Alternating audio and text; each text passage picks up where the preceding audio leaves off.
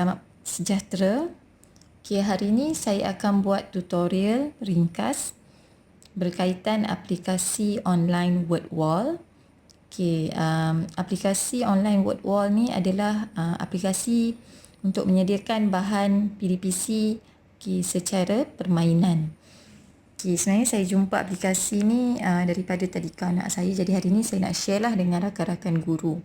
Okay, jadi ni adalah paparan word wall. Okay, jadi macam mana cikgu nak buka paparan ni? Okay, cikgu pergi dulu pada paparan Google dan cikgu typekan wordwall.net. Okay, kemudian kita search.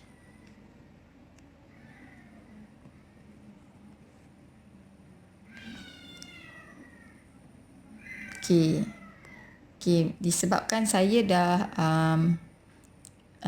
sign up, jadi akan ada paparan halaman utama dia macam ni. Jadi saya log out dulu untuk tunjukkan pada cikgu. Okay, ni adalah paparan luar dia. Okay, kat atas tu ada home, features, community, price plan dan sebagainya. Okay, dia ada bagi information pada cikgu. Okay, word wall ni adalah untuk kegunaan guru, sama ada berbentuk cetak ataupun interaktif. Tapi disebabkan kita dalam cuti PKP, jadi hari ini saya akan fokus kepada penyediaan bahan secara interaktif sahaja. Okay, sebelum cikgu sign up, cikgu boleh tengok dulu example resources yang ada. Maksudnya yang dia disediakan oleh cikgu-cikgu lain. Okay, kalau saya perhatikan kat sini, kebanyakannya cikgu sekolah rendah lah yang menggunakan word wall ni. Tapi saya rasa tak ada masalah untuk kita sebab kita nak varietykan pembelajaran kita kepada bentuk yang lebih menarik, dan kita hanya fokus kepada menguji murid untuk aras rendah. Itu bahagian yang suai padan, pilih betul salah dan juga labeling. Okay, dan kat sini juga ada diberikan step untuk cikgu sediakan. Okay, easy as 1, 2, 3. Kenapa? Sebab 1, cikgu pick template. 2, enter content. Okay, dan yang ketiga, either cikgu cetak ataupun play on a screen online. Jadi kita hari ni kita fokus kepada play on a screen online. Okay, jadi cikgu sign up. Okay, sign up. Okay, macam saya tak boleh sign up lagi sebab saya dah login. Jadi sepatutnya kat sini akan ada satu button sign up, dan cikgu boleh sign up menggunakan Gmail cikgu. Okay, ataupun cikgu nak create email baru. Tak kisahlah cikgu nak pakai email sedia ada ataupun nak create email baru. Okay, jadi saya terus saja login. Okay, macam saya login pakai email saya, email Gmail sedia ada. Jadi kita kembali kepada paparan tadi. Okay, dalam paparan ni dia ada features, my activities, my result dan juga create activity. Okay, untuk makluman cikgu, sebelum kita teruskan kepada create activity, okay, pada button upgrade ni, okay, ada makluman di sini. Yang sekarang saya guna ni adalah basic ataupun free. Okay, dia ada bagi berapa maksimum yang cikgu boleh hasilkan aktiviti. Okay, kalau kita tengok kat sini, interaktif 18. Okay, dan ada penerangan lah 18 tu yang mana satu. Okay, kemudian printable. Okay, kalau printable pun sama. Ada dibagi yang mana yang cikgu boleh print. Okay, kemudian untuk multiplayer ni kosong kalau untuk free.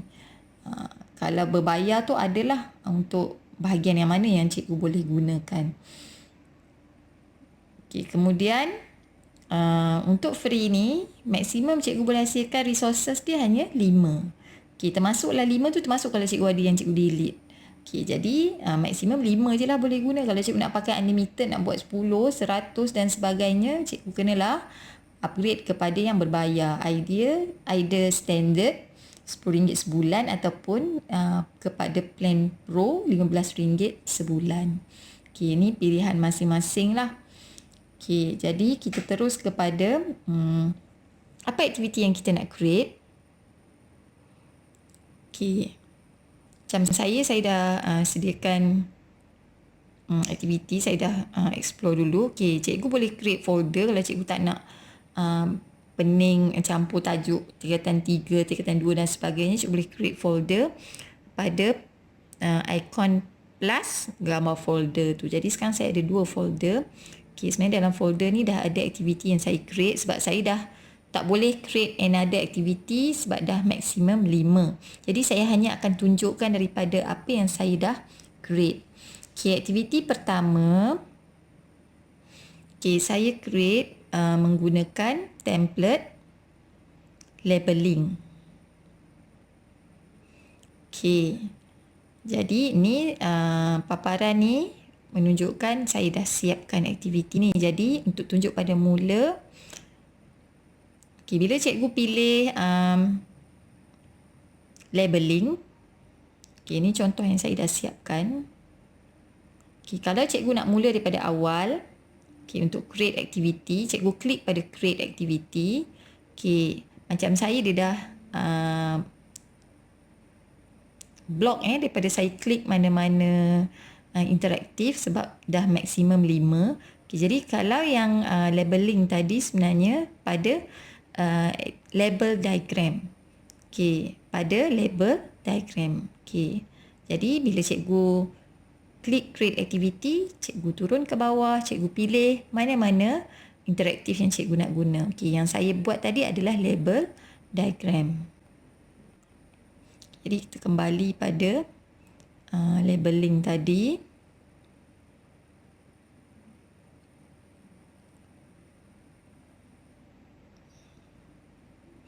Okey, memula cikgu masukkan dulu tajuk. Cikgu nak label apa? Macam saya pilih struktur jantung.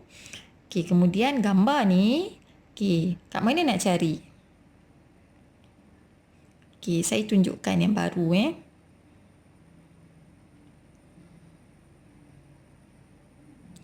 Okey, contoh saya saya remove dulu.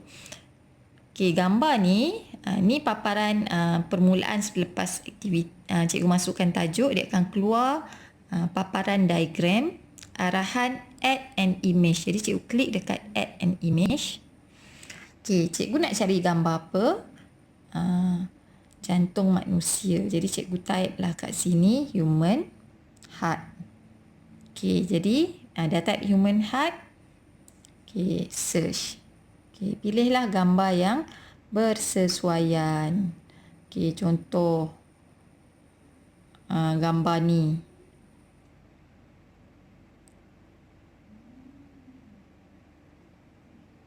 Okey, kalau dia pusing lama ni sebenarnya, gambar ni saiz dia mungkin terlalu besar. Jadi cikgu boleh tukarkan human heart diagram ataupun clip art.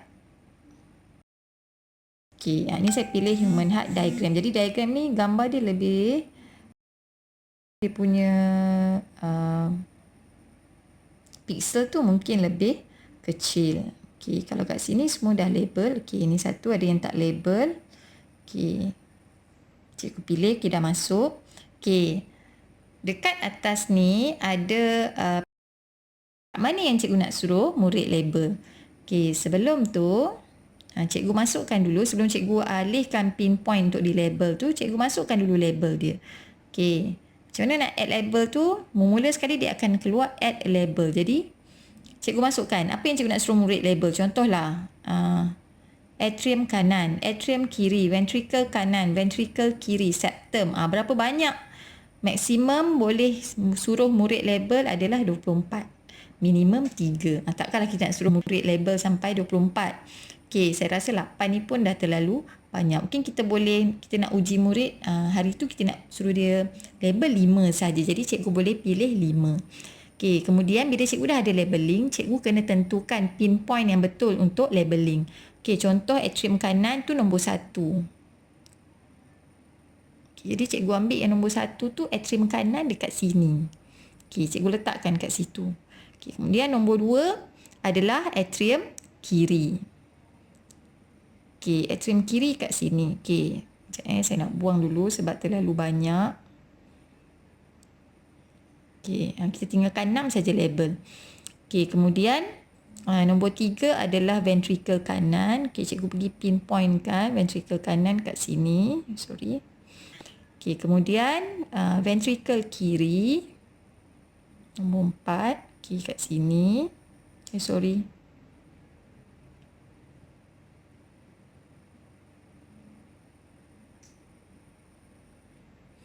Okey, kemudian nombor 5 adalah septum. Okey, septum kat sini. Okey, dan yang terakhir adalah injap sabit. Okey, injap sabit kat sini. Okey, sekarang cikgu dah pinpointkan jawapan yang betul. Cikgu pun dah ada labeling. Cikgu terus done.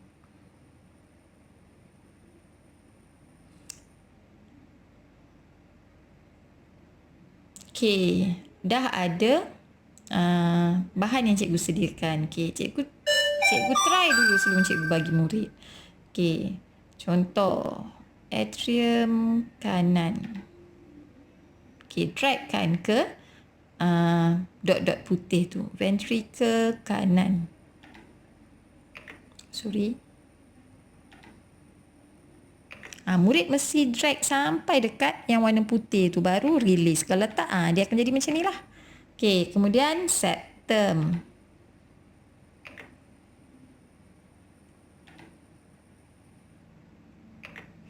Okey, atrium kiri. Okey, ventricle kiri.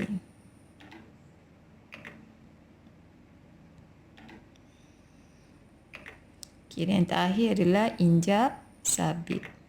Okey, bila murid dah habis label, ni cikgu kena try dulu sebelum cikgu share dengan murid Okey, submit answer. Okey. Semua betul. Kalau semua betul lah. Kalau salah lah. Okey, jadi ada leaderboard kat sini, berapa skor dia, berapa masa dia. Okey. Jadi cikgu dah ada bahan. Okey, sekarang cikgu nak setting masa dia. Okey. Daripada atas ni cikgu scroll ke bawah lagi.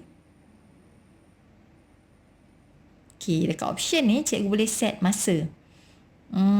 Masa tu cikgu nak dia count up ke count down. Dan berapa maksimum masa cikgu nak bagi pada murid.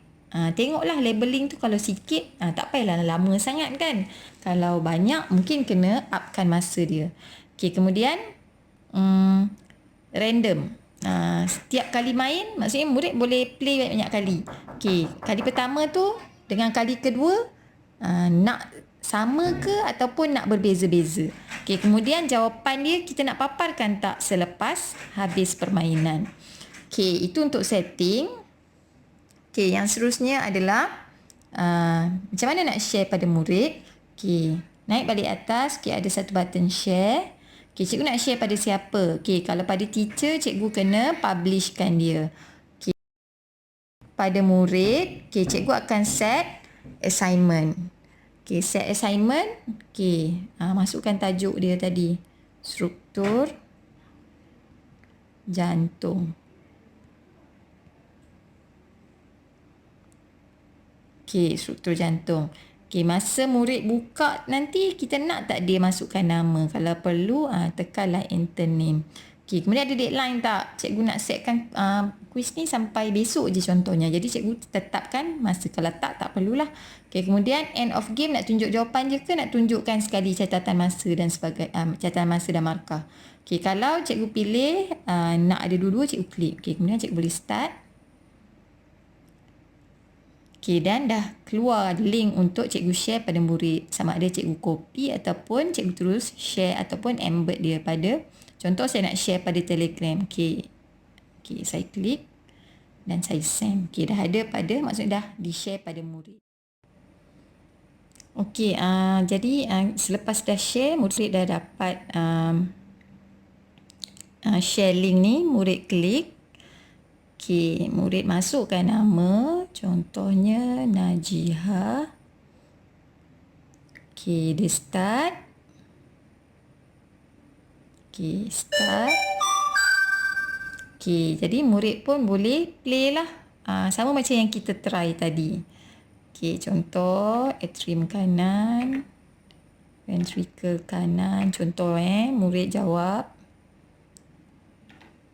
Okey, septum. Atrium kiri, ventricle kiri, hinjap sabit. Okey, contoh murid dah jawab semua. Dia pun tak nak tukar-tukar lagi tah. Kalau dia nak tukar, dia alihkanlah labeling tu. Okey, murid pun boleh submit answer untuk check jawapan. Okey, jadi dia boleh check lah. Okey, dia dapat semua betul. Dan berapa masa yang digunakan untuk jawab soalan. Tak sampai 1 minit pun. Okey, itu saja untuk hari ini. Terima kasih.